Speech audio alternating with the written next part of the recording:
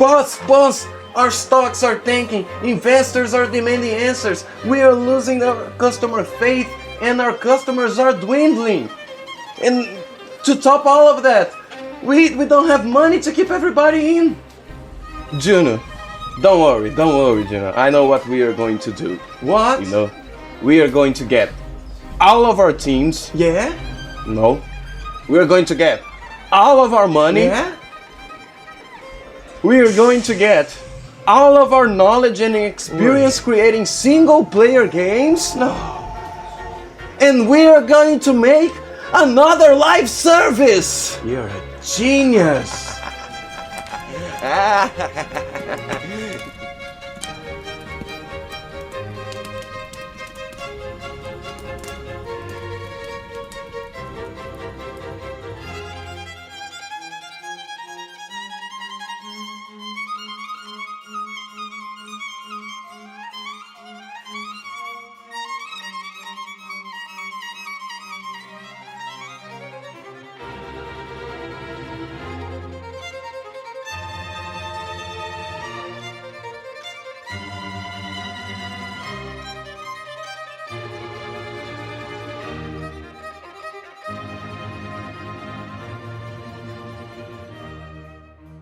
For more than 10 years I've been complaining about live service games, but after so much time it seems that they are here to stay. The concept of a game being designed in perpetuity is not new. MMOs already popularized that, way before live service even was brought into the table. But the idea of perpetual revenue while also revoking access when they please makes AAA companies go wacko mode.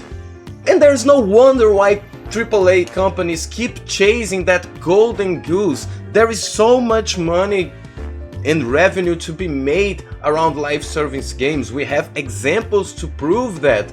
And also, believe it or not, a lot of players actually engage in live service content. So not only are live service games the ones at the top of the revenue game, but also are the ones mostly played nowadays anyway. And I cannot fault people for enjoying this type of games, you know, their basis is from a multiplayer standpoint, and people love to engage in multiplayer elements. You have examples like the Souls series, which engage in some sort of multiplayer. Many other mobile games engage in sharing your progress, having your friends, inviting your friends and stuff like that. And you know, it doesn't matter where you look, multiplayer is very attractive to a lot of people, so it's very engaging for them. And my gripe's not with the people who enjoy these types of games, it's just with companies constantly chasing this trend without genuinely trying to do something cool and that deserves the value they are asking. But they are always, you know, giving half-baked products, and products that really do not have any imagination behind them, and they are purely imitating what has already been successful without really even trying to understand it, it seems. So, when you understand the gaming industry game, it shouldn't surprise you that so many AAA companies like Sony, Ubisoft, Warner Brothers, and more are chasing the live service model, right? Wrong! The last years have been marked by a lot of live service in development hell, games being cancelled, over-bloated budgets, a lot of companies being fired, a lot of talent has been lost in these years, and not to talk about how they are detached from the very audience that they want to sell to. No matter how much they fail, it's better for them to just keep trying because of how much money is in the line. But even with that logic in mind, I don't think they are going about it the right way. First, they are doing insanely bloated budgets, investing on graphics, marketing, and even transmedia when the mechanics were never thought about. Without a proper analysis of competition, your game mechanics, and how saturated the market is, you can't possibly expect to invest so much money and have a surefire success. Second, they take teams that are well known for single-player experiences and are forcing them to pivot into multiplayer experiences without understanding the intricacies of video game development and how it changes based on the genre and the mechanics. Third, they are completely ignoring the idea of a target audience or a focused niche and are going for a generalized audience, thinking they are being extremely smart by focusing on a broad number of different personas without trying to research if those people even exist, if a game can actually please that many different tastes, and if there are no better competition in that genre or niche they are trying to get into. So, if companies keep repeating these major sins, I don't think they will ever manage any success on the live service genre. And I think the solution for these three problems are actually easy, and this is just the base level of what should change in their live service approach. And even though I think this is actually very obvious and easy to many of us, it seems that the deal they have with their investors prevents them from taking safer paths, and they keep going all in because they want that return of investment. The first problem, the huge budget problem and insane scope creep that this game suffer, can be solved by turning down the scope of the game, the insane graphics, the projects of releasing on other media, and everything that is planned beyond the initial release and polishing of the game should not be considered, and it should help relieving the budget a little bit. Gaming development, especially on a live service game, it's a long and patient game. If you want a quick buck, you won't get any. Which brings me down to number 2. The act of grabbing a team that is highly known for producing single-player experiences and forcing them to pivot towards a multiplayer live service cash-grabbing experience. Not only is the live service or multiplayer market really competitive for developers, but developing multiplayer features are way harder than developing single-player features. That's a given even for people who don't develop games.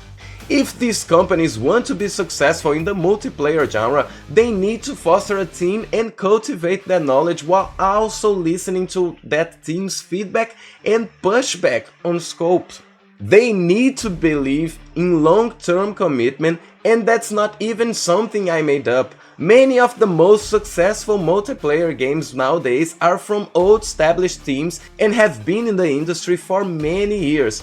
And the online game might probably not even be their first game. My third point was on the ignorance towards their audience, and this obviously needs to change. First, picking a niche as a target audience for your game is not bad at all. Niche games tend to have higher grading on Steam exactly because they get to the point and are sold to the people who want exactly that. Trying to create a grub of a weird mesh of every flavor you can get in gaming mechanics and trying to squash it all together to justify your insanely priced skins is just as much a gamble as the full purchasing these loot boxes. Monetization can be done fairly, and engaging in long-term commitment to fair monetization pays off. We are just starting to see that trend with the promises that RuneScape 3 team are making to actually gather a lot of positive sentiment from their audience again.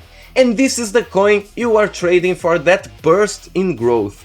Customer confidence in your product, the customer's trust in buying your product day one, the customer's will to promote your content to others, or the fan bases that act as free market and even defenders on social media. All that is thrown away in favor of a quick or fast boost in revenue. We can already see nowadays that the multiplayer game market and the live service genre are dominated by the ones who kept investing in their game for the long time, and also the ones who are giving value to their audiences. And the ones who are not doing that and were on the top are bleeding players away. And as I said, you need to provide the value to your customers now more than ever, because as cliché as it might sound, world economy is getting worse for everybody. People have less money to spend on things, so they have to be more careful with what they spend their money. And if you're just producing, that gray goo mess of the same thing every other company is trying to do, soulless, heartless, then nobody's gonna see value on that. New multiplayer games are rising and falling in a fast pace, making it hard to keep up with which ones have released, which ones have been cancelled, what are the names of the new ones, and even if any of them bears any possibility of success. There are many promises, but none look like they will even manage to topple the big players in the industry right now. And if they ever will, I personally believe it will be due to consistent commitment to their games development, steering their product by players' feedback, and keeping the monetization fair and honest. Which is hard if your product sucks. As I said in the beginning, multiplayer games are actually what I would say a majority of gamers want to play and engage, and as much as I am a defender of the good old single player experience, there definitely is a market for good live service experiences. Lately we had like Helldivers, Deep Rock Galactic and No Man's Sky, just to name a really few games that are good examples of live service that deliver, a good value for the money they are asking, a good amount of fun, and you can clearly see that in all those 3 games I mentioned, the mechanics, the gameplay, how the player will experience the game by interacting is very valued, and not like they are investing thousands and thousands on cutscenes. I mean, Helldiver cutscenes are really cool, but they are short and they serve their purpose, and these games are doing it right. And maybe I can even pick bigger ones, like talk about Destiny, although I never played it, so I can't really much weigh in on that one. These are short and the monetization feels fair for the content you are getting, and while some of them were stained with problems and maybe even fake advertising, I'm looking at you, No Man's Sky, they sticked with their product and kept pushing what is a good and successful non-AAA live service. They prove you don't need a huge budget or established IP to go on about it. They also prove that the live service path is a rocky way, and you have to be prepared not to fumble on the first negative and throw those millions and sometimes billions of investment in the trash. So that's it, my guys.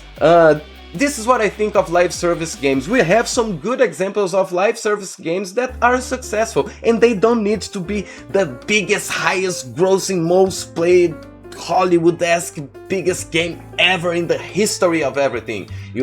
We can have games like I said, Helldivers, Deep Rock Galactic, No Man's Sky. These are great examples of games that, while they might not have that AAA budget, or maybe by this time, after so many years in development, they might have the AAA budget, but still they show how a AA mentality can produce a successful live service. So instead of trying to get all the money from the company and investing everything in that only one hit that we can have, maybe, invest on several different genres like usually big companies should do, and you will have some successes. And if you have a good live service game, you can build upon that with years, plan for the long term. But these executives keep trying to act fast and make like Bobby Kotick, I have to try to mine everything I can, then I'll have a big check and then I'll leave. And then, F you to the investors. So this is my take, guys. What do you guys think? Do you believe live service games are a surefire success? What's your take on all the cancelled live service games we had from big companies? I'm not talking about unknown companies, I'm talking about the big ones. Tell me what you think in the comments. Tell me what you think about this news of these companies actually wanting to invest even more on live service games. Do you think this is a good idea? Do you think they are being crazy? Tell me in the comments below what you think about it. I'm curious to know your opinion about these topics. If you're new here, please leave a like, subscribe if you enjoyed the video. If you did not, please tell me in the comments what you think I can do better, and I'll see you on the next time. Thank you very much for being here, for watching until here, and I'll see you on the next Notidle news. Bye bye, guys. Bye bye. Bye bye. I don't know why I'm doing this. I'm trying to do, I have to do something in the end of every video. Maybe I'll just be talking, but no, I'm gonna end the video because I got to edit this.